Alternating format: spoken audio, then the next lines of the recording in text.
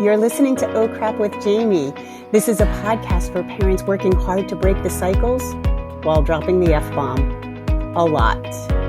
I'm your host, Jamie Glowacki, and I am the author of Oh Crap Potty Training and Oh Crap I Have a Toddler.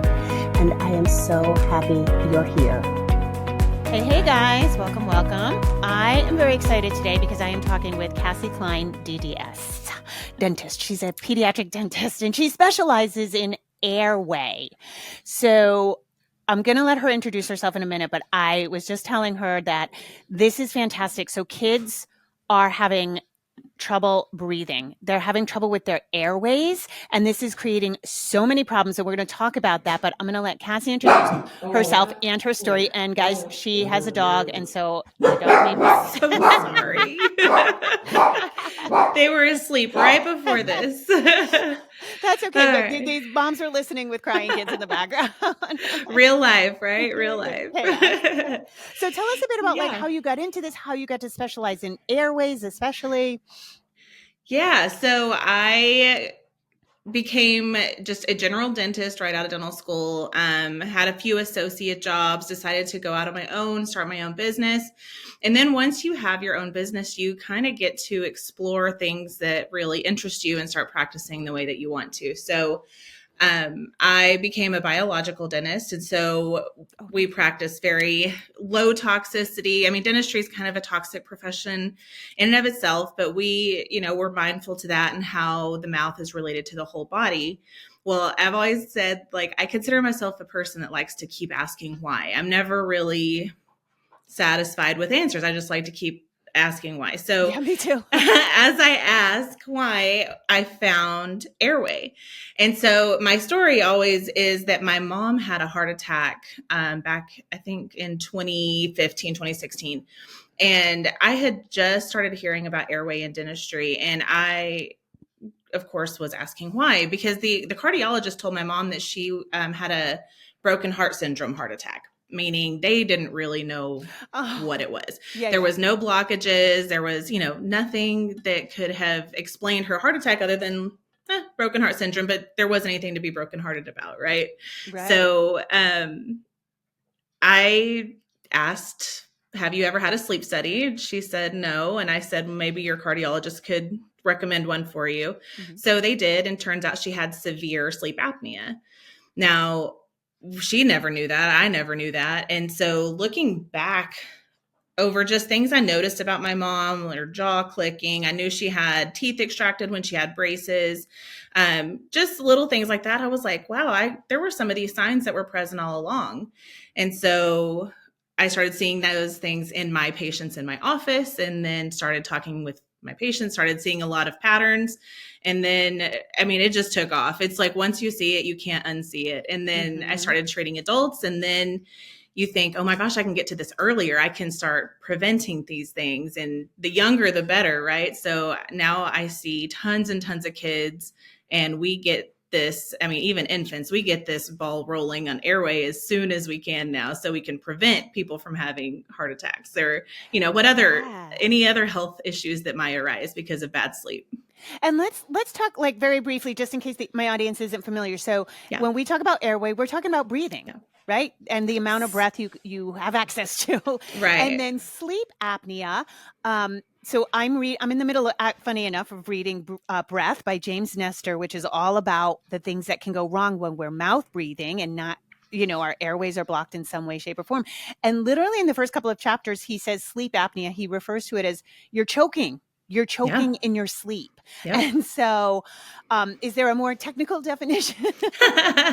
So apnea, the exact definition of that is without breath, right? Okay. Not breathing. And so when you have an apnea episode at night, you actually do stop breathing. Okay. Now, technically, when you take a sleep study, that pause in breathing needs to be 10 seconds or more to be considered an apnea.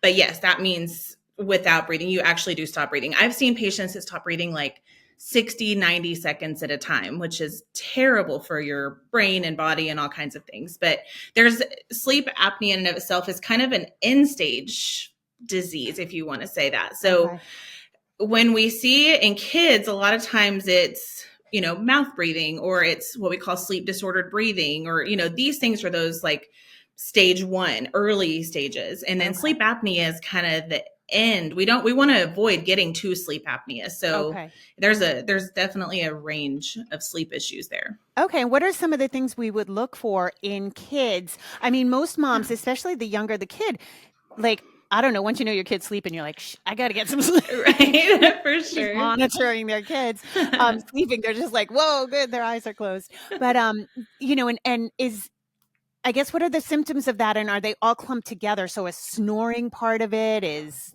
tooth grinding. What are those things?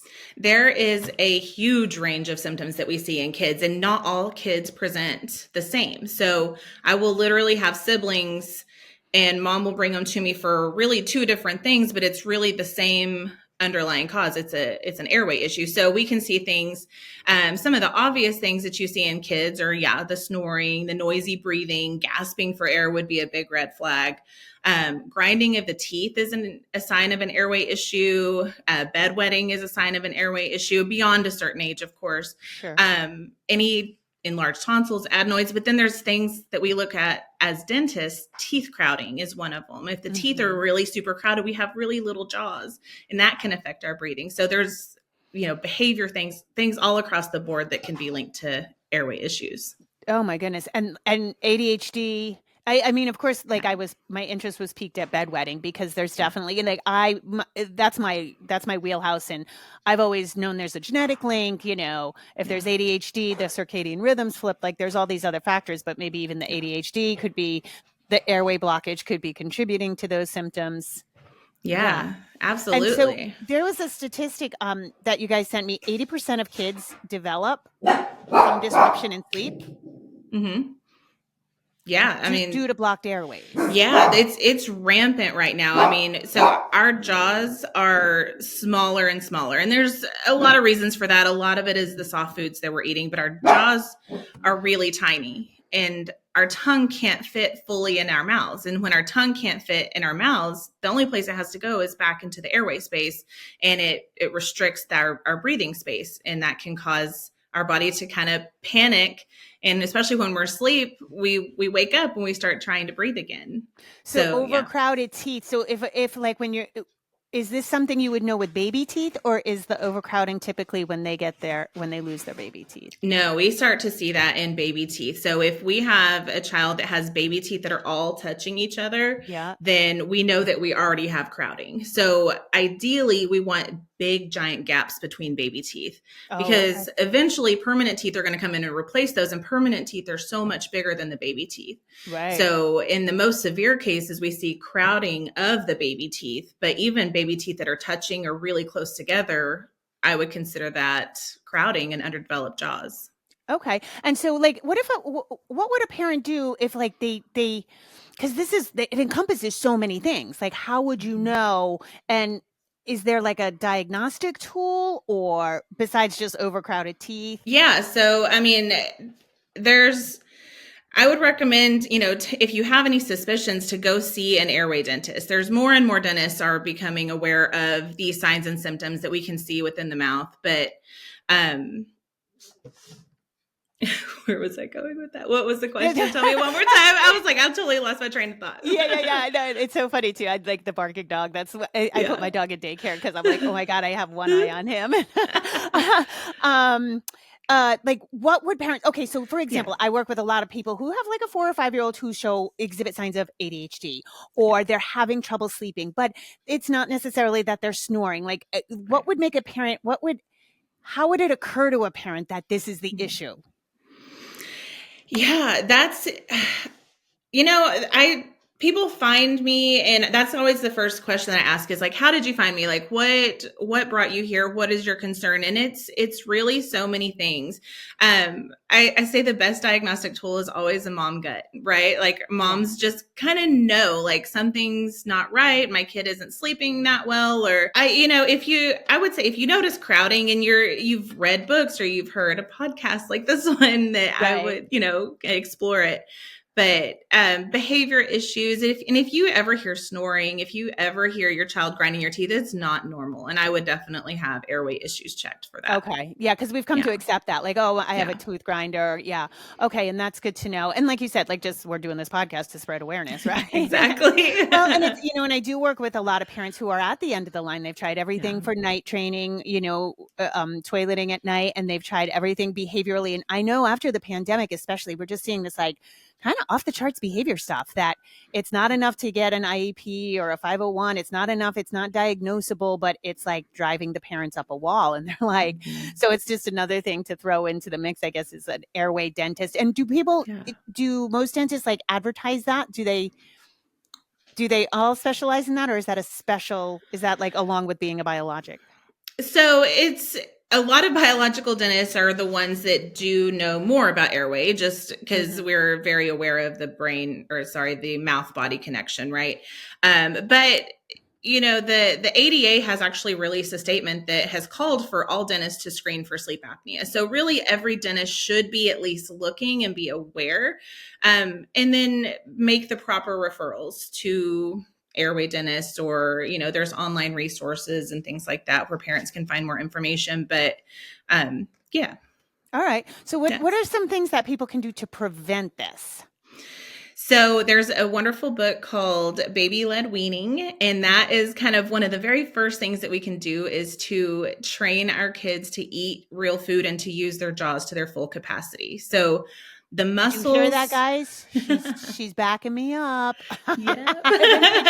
I have been preaching this forever because when my son turns 19 in a couple weeks, and when he was little, the puffs had just come out, and I called it baby crack because I was like, watch how nuts he goes for this. Like it was like his little circus monkey.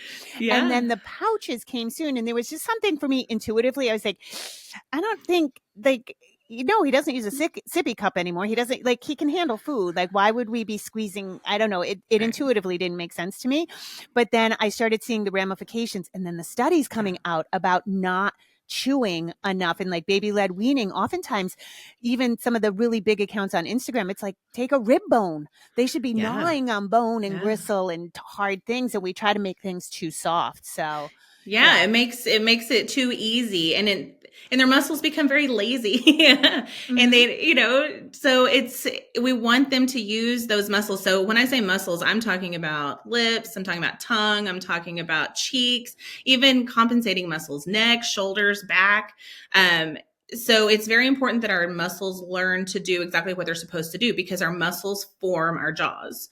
And so if our tongue is lazy, then we don't get proper palatal development. Or if we're compensating from maybe a tongue tie or something like that, if that tongue is restricted, and I like to say, if the tongue is not doing its tongue job, then it recruits other muscles, the cheeks, the lips, the neck, the shoulders, and things like that to manipulate food, to speak, to do those things. And then we get pressure in the wrong places, and then we get underdeveloped, malformed jaws. Yeah. Okay. And then I just also read recently, like dark circles under the eyes, almost like a drawn look. Or what about, I don't know what to call it. My mom was an oral surgery assistant, and she would talk about it. It's like when almost like somebody's teeth are too small for their mouth. Do you know that look I'm talking about? Like it's like actually like their teeth are really narrow. Yeah. The so whole the arch whole arch is very narrow. The palate, maybe. Yeah. Yeah, absolutely. So the dental arch, the upper dental arch, the maxilla should be the shape of a tongue. It should be really wide and flat and broad, right? So if that tongue is resting low and the tongue has not formed that upper jaw, then we have very narrow jaws, crowded teeth. And so I always like to point out, this is like the coolest thing, that it was like a aha moment when I learned this early on, but the floor of the nose is the roof of the mouth. That's the same bone. I just did that. I was like, yeah. Right. And so we talk about nasal breathing and how nasal breathing is so important for sleep. And the air that comes through our nose is completely different than the air that comes through our mouth for our body. Yes. But we need a lot of good, efficient nasal breathing for really good sleep. And if the nose, the floor of that nose, which is the palate, is so narrow, then the nasal breathing quality is going to be affected as well. And so again, we want broad, wide dental arches. Yeah. And is there any sign before this even escalates, like a kid who maybe is constantly stuffed up, or I'm just trying to think of like how parents could pique their spidey sense early on, you know?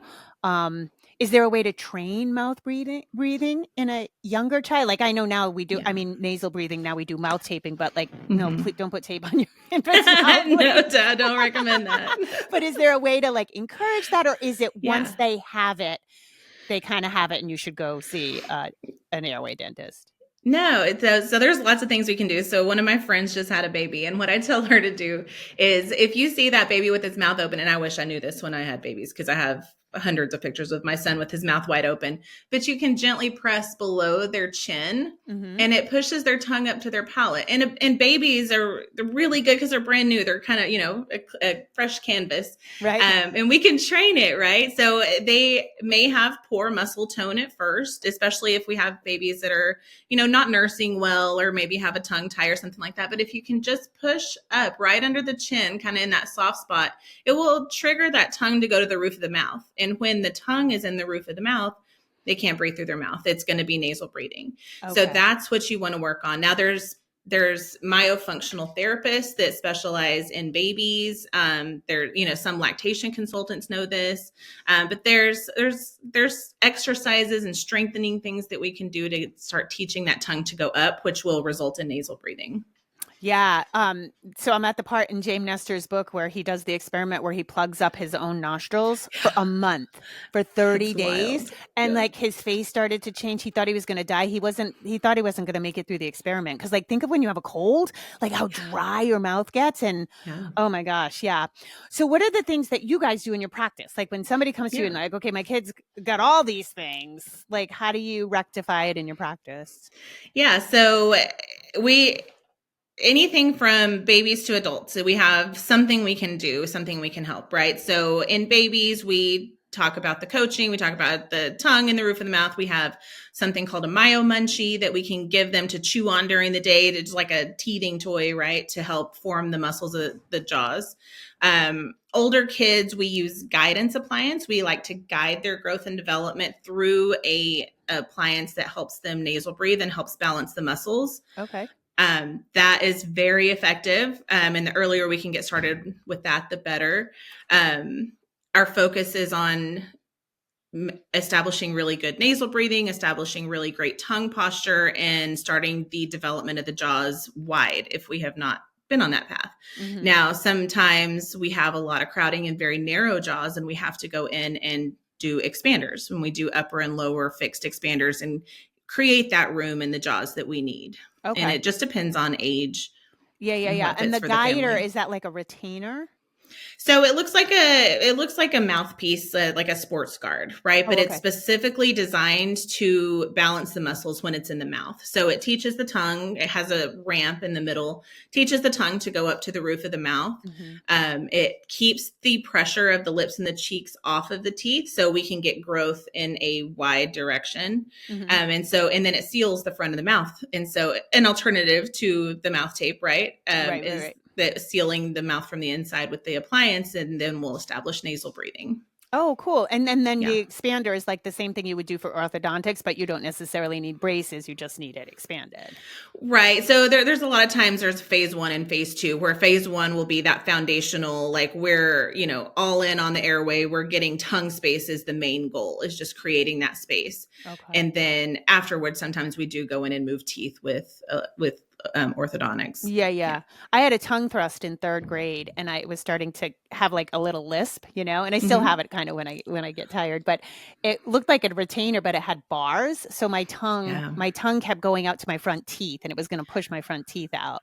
And so it would make my tongue go to the roof of my mouth. And I used to have to take like Cheerios and drag them on peanut butter. Yeah, it was wild. Yeah, no, that's good. That's a myofunctional exercise. I love that. That's great. Yeah. And so the Myomuncher, the teething device, is that like available on your website, or is that your product, or? No, it's not our product. So it's the ones for older kids, I believe, are available online. The ones for little babies, I believe up to like 3 or 4 years, those have to be provided by a dental provider, and we do carry them in our office. Oh, okay. But it's concurrent with in-office visits and observation. Okay. And how about chewing? Like just the myomuncher made me think like so many of my clients struggle with a kid who has an oral fixation, but they don't have any diagnosis. They don't have any sensory issues, but they can't keep things out of their mouth. Is that tied to it at all, or is that just something separate? Yeah, no, I think potentially it is. In those cases, I like to refer to my myofunctional therapist, which is like my right hand person that I work with for airway issues. So I can handle structure and I can handle, early intervention, things like that, appliances. But if the appliance can't be in the mouth all the time, right? So we got to teach those muscles to be independent and do their job. So the myofunctional therapists are really good at assessing what's going on. And they do talk about oral fixations and gagging and things like that, that can be tied to just it's nerve stimulation, right? There's so many nerves inside the mouth. And if the tongue is not following specific patterns when we're chewing and swallowing, then it can kind of throw things off and we can have habits, So it sounds like the myofunctional therapist is like the OT of dentistry. Yes. Yeah. Okay. And then is there any correlation with like picky eating? So picky eating is one of these things that has like gone through the roof. Is that like a chicken or an egg? The picky eating leads to softer foods or... Yeah, I think that there's probably a lot of things that go in that, but specifically, I mean, if your tongue is not fully functional, let's say you have a tongue tie or that you've developed a really lazy tongue, right? Then you're going to have a hard time manipulating that food around your mouth. Okay. And we see a lot of, like meat is you got to chew on that. It can be exhausting if your muscles aren't strong. And then how do you move that meat from one side to the other? And how do you create the bolus that you need to be able to swallow? And then is your swallow okay? And, and do I feel like I'm going to choke when I swallow? And so, yeah. So when I work with picky eaters, that's one thing I figured out throughout my own life and career is like, because I think everybody needs to eat meat, especially kids. And I think that a lot of people say my kid won't eat meat. And I'm like, it's how you're cooking it. It's too well done. It's too chewy. Yeah. So we start with like filet, medium rare salmon. That's just easy. And then the kids actually do like it. Then they can start getting the nourishment they need. And then they start chewing more. So that's fascinating. And what's the correlation? How does bedwetting, and you may not know the answer to all the symptoms of blocked airways, but like what's the like sort of mechanical function? Does it because again, just reading James Nestor's book, he said with mouth breathing you would think that it would dry you out, and that's why you're thirsty in the middle of the night, you're dried out, but it also makes you pee more. And literally that's where I put my bookmark before this interview, so I didn't say it in the book, but I was like, oh, that's interesting, because you think when you're thirsty you don't have enough fluid, so why would you pee? So is that some sort of connection there?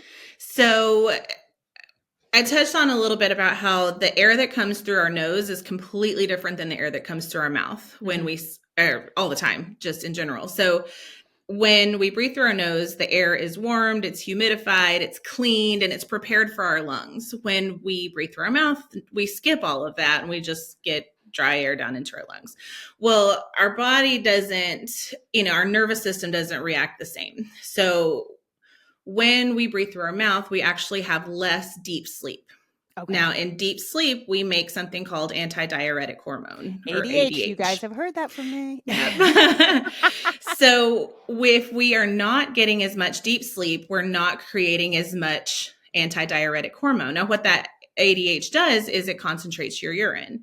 But if we're not concentrating our urine, then we have all of this regular amount of urine that we would have during the day, and it stores up and we may wet the bed. And so we have more urine. Now, the other part of this is if a child or anybody has fragmented sleep, or so let's say a kid is asleep and then their airway starts to close and they wake up and start breathing again, right? And then we repeat that cycle all night long.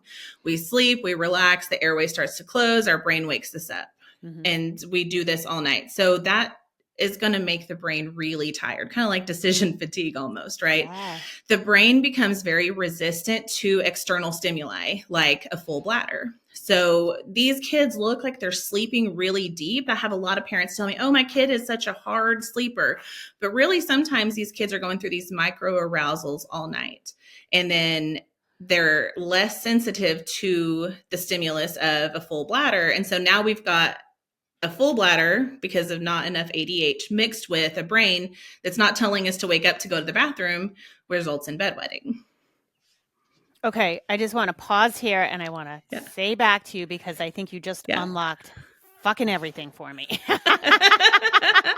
So I've been on the ADH. So ADH came onto my radar when pediatricians, I don't know, about 10 years ago, I kept hearing pediatricians would say, don't worry about it. It's the hormone thing. And so parents were coming back to me and said the hormone thing, and nobody could tell me what the hormone thing was. So I hired a doctor. I was like, I got all these abstracts. I don't know how to read them.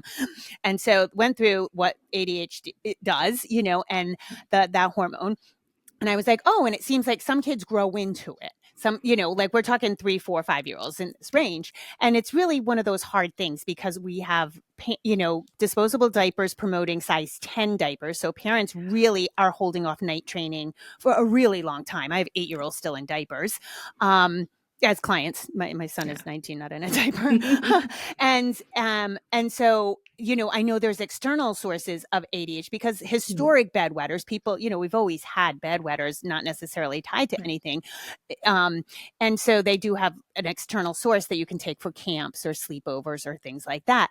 But now I'm thinking, okay, like pediatricians are missing the boat because if a kid is like 5 years old and still not able to hold their bladder, that's not normal. It was never normal. It's now considered normal. And parents are like, don't worry about it. Don't worry about it.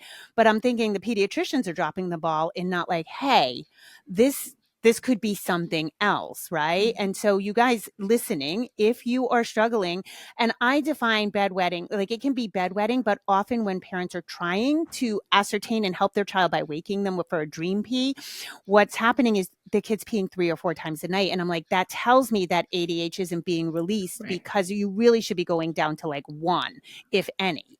And so I'm repeating back, right? Like, so you guys, like, if you're concerned about your night training, and your child's getting older and still not doing it, look into this because this is huge. Huge. Yep. Yeah. I agree.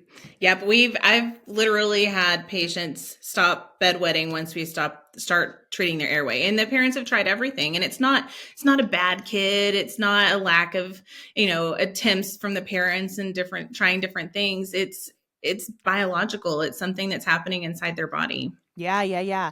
And then how soon do you see like results? Like, it sounds like it's fairly quick. Yeah. So I would say typically within 6 to 12 months, right? Now, of course, that's going to depend on severity and the child. And sometimes, so we would prescribe an appliance, and it depends on how compliant they are with that and, what we end up having to do. But yeah, I mean, once we can get these kids' airways open, we can start the development. They start sleeping a little better. It's amazing what good sleep will do for your body. Again, this is all I talk about on my podcast is like sleep. Because it's such a nutrient. And like people, like we minimize it. And I know moms are overtired, but I also have like toddlers going to bed at 10 o'clock at night, waking up at 6. And I'm like, no, we can't wreck their sleep. And fragmented sleep, does that include, like, I know you've talked about these kind of like little cycles that maybe a tired parent who's in bed wouldn't notice, right? Like this, like stop breathing, restart breathing. Yeah. So they may not pick up on that, but like, would that include wake ups, like full wake ups? Oh, like sure. a child who's just having rough times and Yeah. It's always too the kids that have, looks like a tornado hit their sheets in the morning. We know that those kids are not getting a good restful night of sleep. Oh, that makes me feel so proud because I've been working on my breathing for a while, like breath work and mouth taping and all that and sprinting and heart rate variability and blah, blah, blah, blah. But now even when I go on like big hikes with my friends and we share houses, they said, you are so crazy because I lay down like with my hands on the blanket and I don't move the entire night. That's and beautiful. I used to look like a tornado, like my bed would be torn apart. And now I just like look like Sleeping Beauty there, the same position. So I love that. I got a gold star from the dentist. Yay.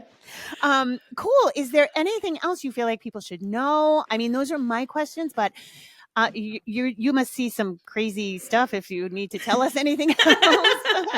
No, I mean, what I always hope that my biggest takeaway is going to be is if there's any question, if there's any, inkling that something might be going on, don't be afraid to ask questions, right? There's so many resources out there. There's so much we can do. And always the earlier we get started, the better. Okay. And then biological dentist, right? Because I started looking into that to get like my fillings removed, try to reverse root canals because we know they're no good anymore.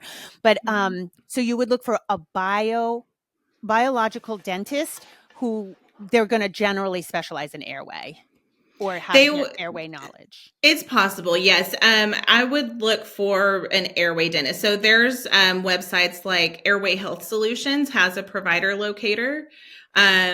Vivos has a provider locator, I believe. Those are some of the airway training places. Okay. Airway Health Solutions and then Vivo? Yes. Vivos, Vivos. Okay. Great. Yes. I'll put those in the show notes too. Yeah, absolutely. And toothpillow.com is a wonderful resource for they have a wonderful Instagram too, but so I'm a tooth pillow provider as well. And so it's a virtual platform for parents to get their child assessed and get them into airway treatment if they qualify, which is amazing. It's using those little devices that I was talking about, the guides. Yeah. And what I like about this is because you can just go to one of these dentists. Do they generally take insurance? Because I know biological dentists can be a little more expensive. Yeah, it's hit or miss, I would say. Okay. Yeah, it's kind of across. But you don't need a referral from your pediatrician. No, not at all. Because so many of the issues I'm dealing with, they have to go through their pediatrician. Their pediatrician gaslights them and minimizes it and won't get them the referral, or the referral's like 2 years down the road. Yeah. So like, guys, you could for any of these behavior stuff, anything like that, bedwetting, you can just find this, and that's amazing. Yeah.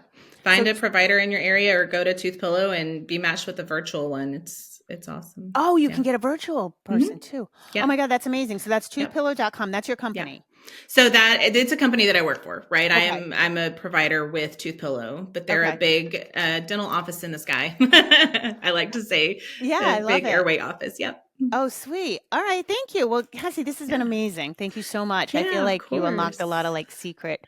Everybody who listens to this podcast, I've been like, I'm missing something because there's an uptick.